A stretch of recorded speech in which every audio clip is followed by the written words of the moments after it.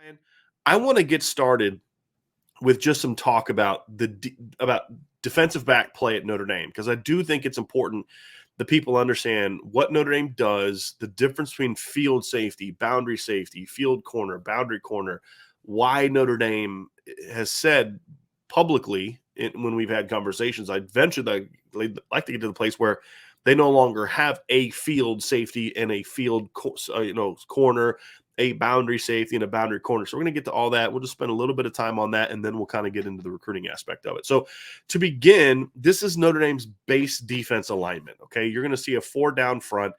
We're going to kind of focus on the defensive backs here, but again, field boundary is in reference to where they are on the field. So in this particular instance, the ball is over here. We're going to get to this here real quick, but the ball's over here. There we go. Okay, ball's over here on the defense's left hash. So in this instance, the field safety and the field corner, as well as the rover, are going to go to what we call the field. That is the wide side of the field. So if the hash is here, then obviously this is the field, right? So what you're going to then see is Kyle Hamilton, who was Notre Dame's field safety last year. That's Kyle Hamilton right there. Cam Hart was Notre Dame's field cornerback. He is right there. Jack Kaiser at rover. And then oftentimes the Mike also is considered a field player. Now, there will be times when that'll be a little bit different.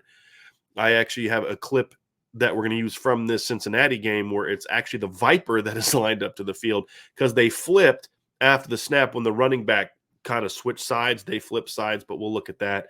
So those guys will go to the field. And then the boundary safety, in this instance, that's Houston Griffith, and the boundary corner, which is Clarence Thomas, as well as the will linebacker and the Viper will be boundary players. Now, that obviously is what we call the short side of the field. Now, if on the next play, the ball goes out here, let's say they run a bubble screen, right? So bubble screen here, block, bubble screen. They catch it, throw it quick, bubble screen outside. He gets tackled out here. On the next play, the ball is going to be on the left hash. Then what would happen is the field safety would go here, the field corner would go here, right? The boundary safety is here, the boundary corner goes off over here, the rover goes there, right? It gets a little bit confusing. You see that, right? And that's ultimately why Notre Dame would like to get into a situation where they don't have field safety, field corner, boundary safety, boundary corner, and we'll kind of get into why. So first of all, Ryan, let's talk sort of about the field safety position, and why it's important, the field cornerback position, and really the difference between the two. Number one, the biggest difference is, and this is going to seem super obvious to everybody, the biggest difference is space. Mm-hmm. I mean, the field safety and the field corner have a lot more space to cover. So if you look at the distance between right here, between the field corner and the defensive end, it's a pretty short gap, right? And if you look at from the hash to the sideline, how much room the field corner really has to work with, same with the field safety. Boundary corner, boundary safety. But out to the field, you see, look at Cam Hart's got more room between him and the rover than there is between Clarence Lewis and the defensive end. And if you want to get into Cam and the end, there's a lot of room over there, right? So the biggest thing for the field and boundary, or the field safety and field corner, is they have a lot of ground to cover. And I think, Ryan, that's why they put Cam Hart to field cornerback last year, is because he's so rangy. I mean, you've got an almost 6'3" corner here, right? 6'2.5" corner there. You've got a 6'4" safety there. That's a lot of range, because in this defense, the way Notre Dame plays defense, those two guys have to cover a lot of ground. So the biggest thing that a field corner or a field safety has to have in this defense, Ryan, is the ability to cover a lot of ground effectively. Yeah, and that comes not only in run support, because, I mean, you gave the example already of the bubble screen. So most people's, I think, idea is going to be like, hey, we're working inside out, and as a field safety, we're working inside out, and we're going towards that sideline and run support. Obviously, you need a lot of range in that instance, but also in pass coverage. Like you said, there is a much more space that you need to navigate. So you're talking pretty much usually your two most loose athletes and rangy athletes at both safety and corner are on the field side, because they just need, I mean, it's pretty common sense, right? The more space to navigate, the more range you need in order to do so. Right. And there was a play that Notre Dame had actually in this game where they threw a little quick screen, and Kyle Hamilton splits the defense and comes down and makes a play in space, right? So obviously you talk about that ability to have range, and the cornerback down here, his goal in those situations obviously make the tackle. But if you can't, you've got to be outside. You got to force everything back inside. That's what force means. So you got to be a good force player. So a field cornerback can't be a guy that's not good at taking on the run. You cannot have a field cornerback that's not good at taking on blocks, because if this guy gets blown off, there's all like, so let's say they're going to run that aforementioned bubble screen, right? Right. Like, so if Cam Hart gets driven off the ball, this doesn't have to be a great block because you got all this room over here because that guy got knocked off the ball, right? It's a Mhm. very, very important position. And then, from a run standpoint, is this safety right here has to run fit off of two different linebackers. Okay. So he may have to run fit off the Mike and he may have to run fit off the Will. A run fit is essentially the safety's objective and as a run support guy, unless he's coming down. So now the one exception could be if he's coming down. So like they may have a call where he just at the snap comes down, maybe the rover comes out, is going to drop out, or maybe the rover's going to come up on a run stunt and then the free safety replaces behind him. So he's not fitting off of the rover as much as he's just playing it in the alley. But in a normal play where he is a deep safety, he's going to have to run fit off of one of those two guys. Now, essentially, to make this as easy as possible to understand, a safety's job, where the boundary safety, for example, basically just run fitting off one guy. That's essentially it. He's either going to play the alley or he's gonna run fit off of the will, right? So again, less room to cover. A run fit is your objective is to make the linebacker that you're working off of right. What essentially that means is if they're running that bubble screen that we discussed before, if Jack Kaiser takes on this guy right here, and this guy gets an outside block on Jack Kaiser, so Jack Kaiser has been sealed inside, then Kyle Hamilton must fit off of him, make him right by going outside. Okay, that's a run fit, right? So if that guy comes in, seals Jack Kaiser, because now Jack Kaiser's inside there, right? He can help that. What Jack Kaiser can't do if he gets blocked outside is get outside. Okay. So if Jack Kaiser gets outside of that defender and gets or that blocker, then now Kyle has to fit on him inside.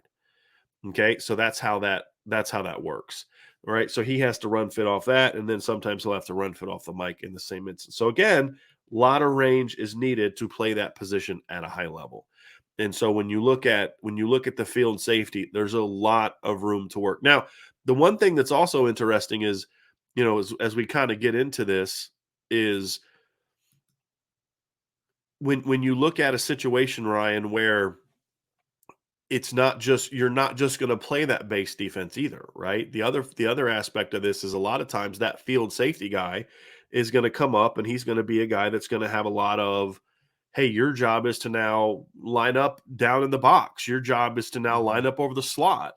And Yep. we had some of that in from these guys too, is you're going to sometimes be asked to come down and be a, I'm trying to actually get this photo in here, and come down and be a slot guy, Yep. and cover the slot. And that's, I think that's probably one area where I didn't always feel as comfortable with Kyle Hamilton last year, was being able to handle that, because we saw that in the Cincinnati game. He wasn't always a great. I think you and Connor talked about this yesterday. He's not necessarily a guy you're going to want to come down and say, hey, go cover that slot guy down the field.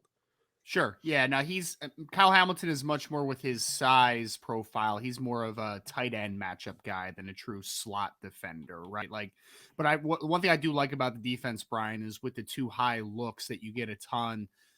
Do have the options to rotate down and then play some single high, which gives you a lot of options. And then, that alignment that you're talking about, I mean, it's very easy to go from that base to a nickel defense because, I mean, you just take that rover off the field, you put a nickel in, like it's just very interchangeable and it's a very easy adjustment out of the defense as well. So I'm going to try to get to this other look here real quick. But the other part of this too, Ryan, is you get into a situation where the boundary corner is a guy that the boundary corner has to, that you'll see from here, the boundary corner is a guy that's going to have to be you have to be better in man coverage. That's the one thing that I think we did not see enough of from Notre Dame last year, Mhm. is to be effective you have to be a better man coverage guy. In this particular game that we're talking about, the Cincinnati game was a perfect example, because they didn't always get into situations where that guy was necessarily a good man cover guy. And Yeah. so I think that's another aspect to this too is if for Notre Dame to really get where they want to get to, they have to they have to get better man covered stuff from that boundary corner. Now, that's the interesting thing because I think in theory, Cam Hart is your best guy at both of those positions. The problem is you can only play him at one, right? You can't play him at both. So Mhm. you have to figure out which one do you want to play him with. And I was able to kind of get this up here. So let's pull up this other. Here's kind of what we are talking about before. So in that same look, Ryan, now this is still a base defense. I believe this was a second down run. This is out of Notre Dame's 3 down alignment. Okay, so Mhm. now they'll do this out of 4 down. So if you see here, there's 1, 2, 3 down linemen. The Viper is now in a linebacker set. This is not a normal alignment. What happened was is the running back was originally here, and so the Viper was here, right? And the mic was over. But when the running back switched sides and went over here, they bumped. They switched. These two linebackers switched. But so in Notre Dame's defense, the reason I wanted to show this more often than not, Ryan, and this isn't always true, but because Kyle Hamilton played some center field for Notre Dame this year as well. But more often than not, when they go to a single high look, so the previous play was 2 deep safeties. This is we talk about if you're here to say single high, it's because there's only 1 deep safety. Okay, now in theory, in this look, you can get to 3 high because both cornerbacks can drop, but from an alignment standpoint, this is a single high look. In this defense, more often than not, when they do go single high, it's the boundary safety that plays center field. So what you can't have is a boundary safety that's just an alley player. You can't have like this thumper that just comes downhill and all he does is run support. If that's Mhm. all he can do, Ryan, that guy's going to get exposed because you're not going to get center field help, or you're going to have to then put him to the field and bring your free safety, your field safety back, which again, now this guy who can't play center field, like if you can't play center field, I can't ask you to play all this, right? Yep. Like that's the thing is you need some range at both positions. And so I think Notre Dame has been a bit handcuffed this past season because I feel like they had really only one safety that we saw a lot of that could play both, and that was Kyle Hamilton. I think Ramon Henderson can eventually get to that point. He just Mhm. last year, since they converted him from corner, they couldn't ask him to play 2 safety spots. They need to figure out if he can play one. I think Xavier Watts will be able to play both. Brandon Joseph will be able to play both. In the spring practice that you guys were at, Ryan, I noticed too that they were during some of the periods they were going right left, where they Yes. just kept Brandon Joseph to the left and Ramon was to the right, and or Houston was to the right, and no matter where the ball was, they just stayed there. I don't know if that Mhm. was a 2 minute drill thing. Like that's the thing we don't know from practice. Like, is that what they're doing? Was that a 2 minute drill? Is that a nickel thing? Like, there's so many things that go into it. But the point is that there will be times when this guy has to come down, and he will be a sort of a single high look, and this guy's going to have to play deep middle. Now that's when he's going to be asked to cover a lot of ground. So Mhm. this gives you a basic idea of because and this is the reason that we're talking about needing to get a good cover guy in the boundary. In this look, if this guy goes deep, he will almost always have no help, at least not in the traditional sense. Hopefully, this safety's got the range to get over and help, but the reality is that's a hard thing to do. This guy has to play deep middle. So you need Mhm. a cornerback that can be an effective, press guy, but effective man cover guy because he's going to be on an island a lot.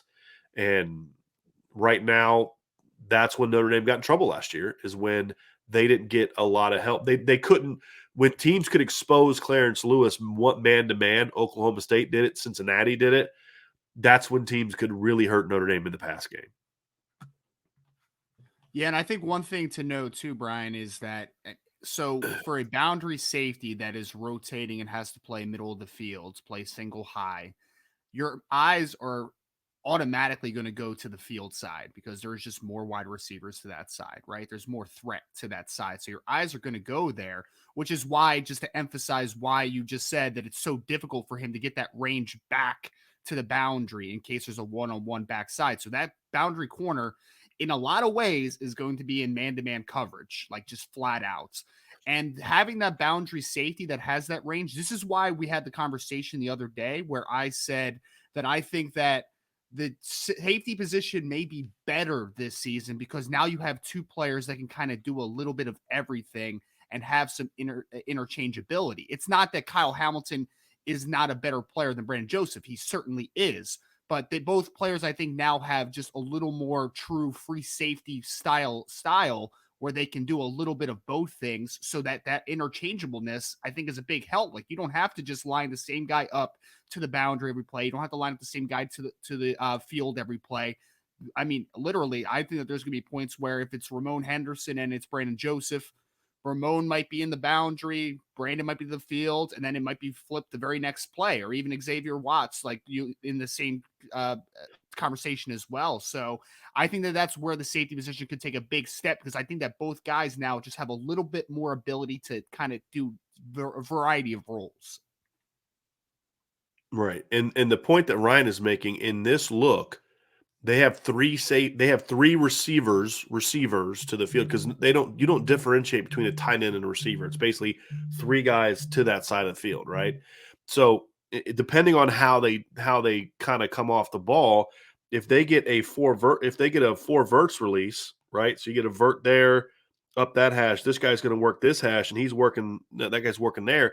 This safety is going to have to play here. He has to help out with there, which again is going to put him on an island. And even if it's not necessarily a four verts, Ryan, even if it's some kind of, vertical release where, they're going to get something here and here, but even if it's like a high-low concept, something like that, this safety is going to be occupied with 2 to 3, with number 2 to number 3 in most instances.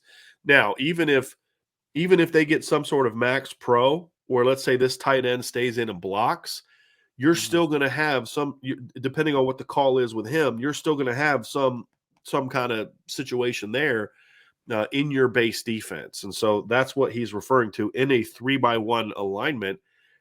It's really hard for that guy to give any help to that boundary corner. So one thing that helps the boundary corner is, as you can see from these looks, is he has less room to cover width-wise, right? Like, so the boundary safety, the boundary corner get to use the sideline as an asset. And that's something that I think the safeties, especially Ryan from last year, did a really poor job of. They were always late getting to the side, getting off the hash and giving assistance here. There was a play in this game where they beat Cincinnati beat Notre Dame for a play down the field, and the safety was just late getting off the hash. I mean, the corner was actually where he needed to be. It was like a cover 2 look. He's running underneath the guy, and it looks like the corner gets beat, but in fact, it's the corner doesn't necessarily get beat as much as he was expecting help over the top, and the safety just never gets off the hash.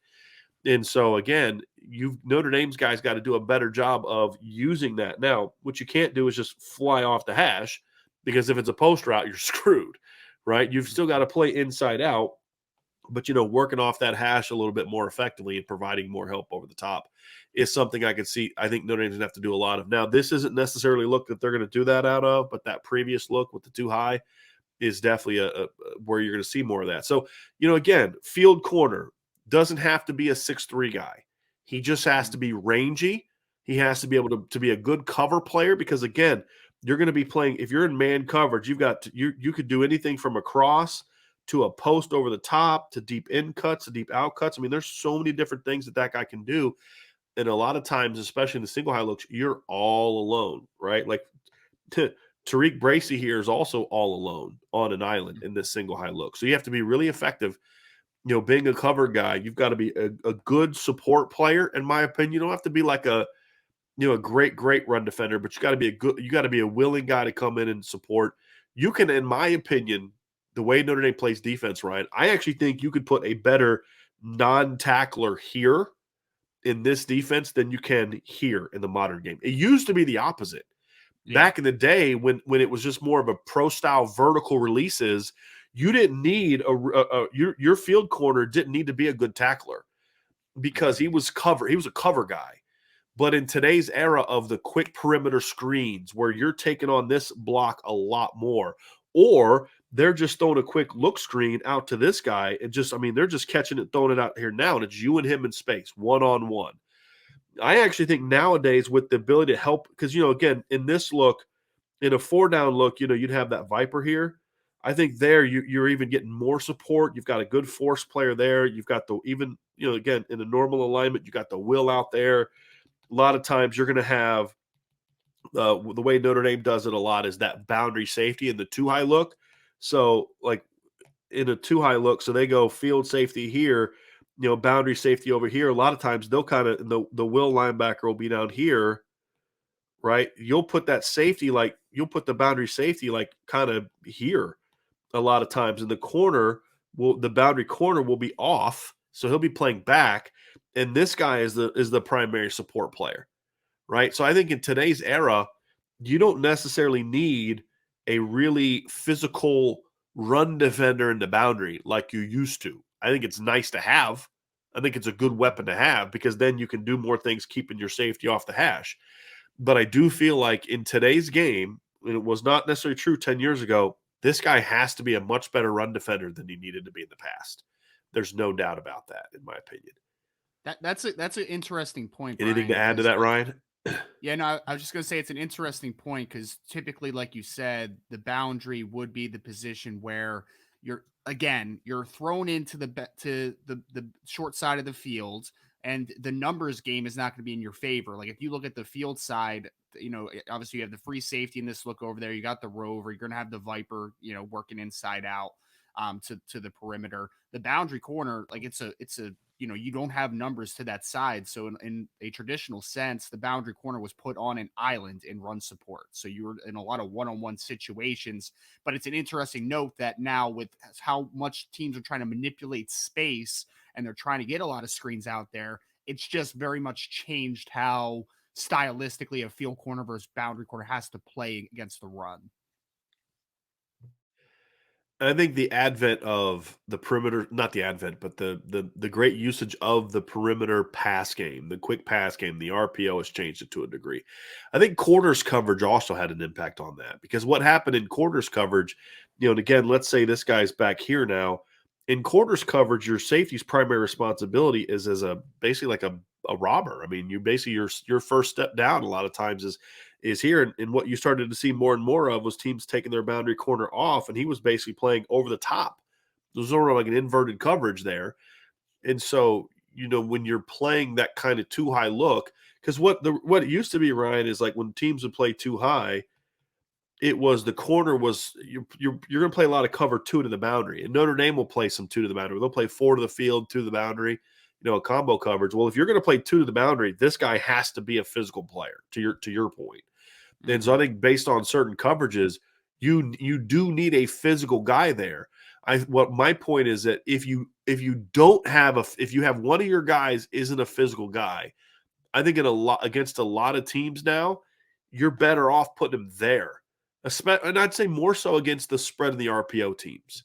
If you're Mm-hmm. playing a traditional team like a Stanford, this guy has to be a good run defender because a lot of teams are very heavy with their run game in the boundary. I mean, if you do studies, most teams that are traditional pro style running teams are more boundary oriented with their run concepts. Pass, Sure. field heavy with their pass concepts, boundary heavy with their run concepts, which is again why you need this. But with the RPO, with the perimeter screens and all those different things that they're doing now, it's kind of changed that a little bit. So that's the other thing that makes it a little bit interesting, Ryan, when we're having this conversation about just who fits where. And so again, we wanted to just do a little bit of football 101 just to kind of give you some ideas so that you understand why we say, hey, look, this guy, if we say this guy is a boundary or field guy only, that's kind of a somewhat criticism, to be completely honest with you.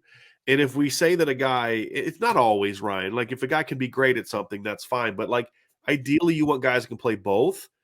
Sure. So I just want people to kind of understand that as we are diving into some of these player conversations about the field course. So before we move on, Ryan, anything else you'd like to add about that kind of stuff?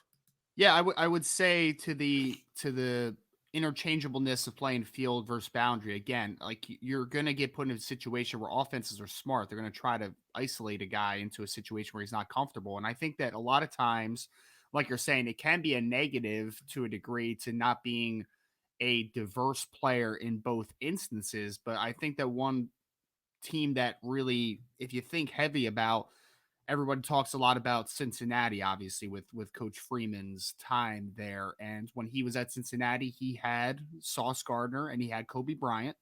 And although Sauce is an interchangeable player, he was always in the boundary. Does that make Sauce Gardner less of a really good football player? No, not in my opinion. It's just the fact that he is just better at playing boundary corner. There's no problem with that. It's just a little layer there. I just wanted to add in there.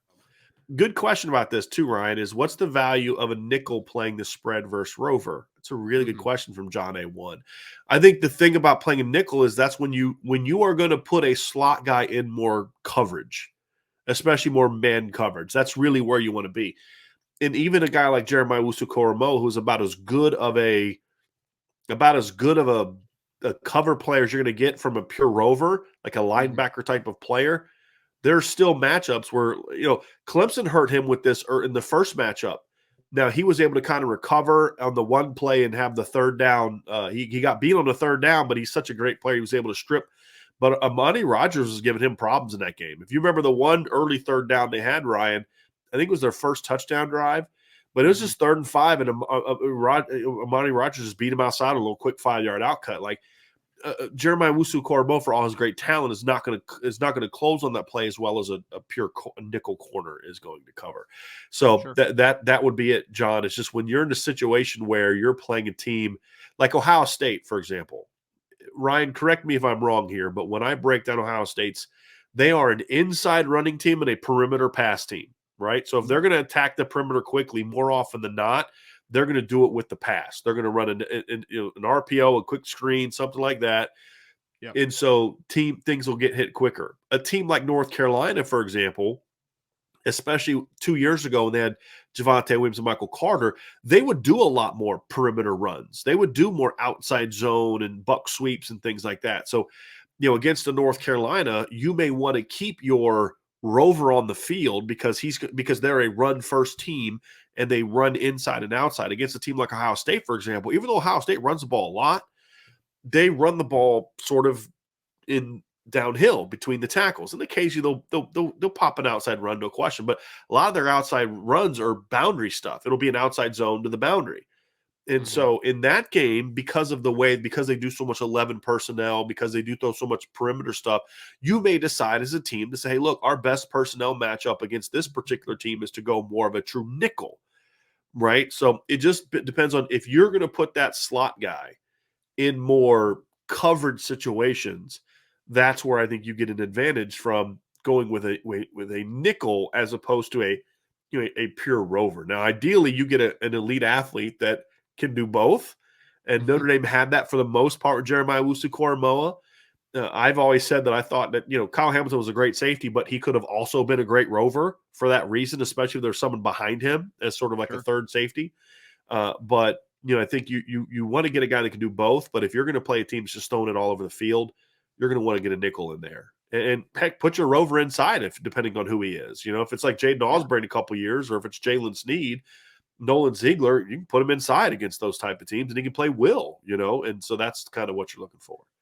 That's a good point too, because I mean, most of the time, in theory, this is why if you watch a lot of NFL football now, for the people out there, the position that is kind of getting phased out a little bit because most teams run sub package more than they run base now. I think the Seattle Seahawks are the only team that still run base over 50% of the time. They're taking the Sam linebacker, which in this defense is the rover, right? He's just displaced outside. He works outside in a little more than a traditional Sam. They'll take the Sam off the field. They'll put a nickel in the game, and that's the easy adjustment. What Brian's saying now is instead of that, if you have someone that can do a little bit of everything, can play stacked, play in space, like a Jalen Sneed, for instance, if he's a 210, 215 guy that can also play will, then you could take your will out of the game, put this rover in the will spot, and then you can bring in that nickel to play where the rover would traditionally play. So just think about the sense that someone needs to come out of the game, but there's different ways now that we can, I don't want to say overcompensate, but you can work so that you have advantages from his speed. Yeah, it's about matchups, right? It's about matchups, right? Like how can the offense is trying to gain matchup advantages with what they're doing, personnel wise, alignment wise, whatever. You're trying to counter that with your own matchup advantages. Say, okay, fine. You want to do that? We'll do this here. And we're going to put, Jalen Sneed or Jeremiah Wusu-Koramoah, we're going to put him inside and, we're going to blitz him right from inside because now your guys can't whatever. Or we're going to do this or we'll go to 3 down, whatever the case may be. So it's a chess game. And that's what I love about coaching, Ryan, is that's the one thing people ask, what do you miss about football? There's 2 things I miss about football. Number one is the relationship with the players. That was like my favorite part, the Thursday night dinners with the kids over the house and my wife making this big old spread and all this kind of stuff. And the second one is the chess match, the mental battle that you're doing with the opposing coach, is something that, I miss. Those are the 2 things I miss about the coaching aspects of it. So that gives you all a little bit of a glimpse into kind of what Notre Dame does structurally. Now, what the field and boundary safeties do is not going to change. What we are saying, you're going to have these responsibilities, and you're an alley guy or a deep middle guy or a field robber guy or a slot guy or whatever the case may be. You're working quarters, here. You're working cover 2 here where you're playing off the hash, whatever the case may be. However, what we have said is, even though the responsibility for boundary and field won't change no matter who the personnel is, ideally you want to have guys that can do it all, right? So they can play field and boundary. So the boundary safety position is going to have the same responsibilities he normally has, but you want to try to find a player that can do that just as effectively as he can do the stuff that you're going to ask the field safety to do. Because in this defense, Ryan, I don't think in modern football, I don't think the field and boundary safety positions are interchangeable. What you want are players that are interchangeable, because there are definitely differences to a boundary safety compared to a field safety and what you're going to ask him to do.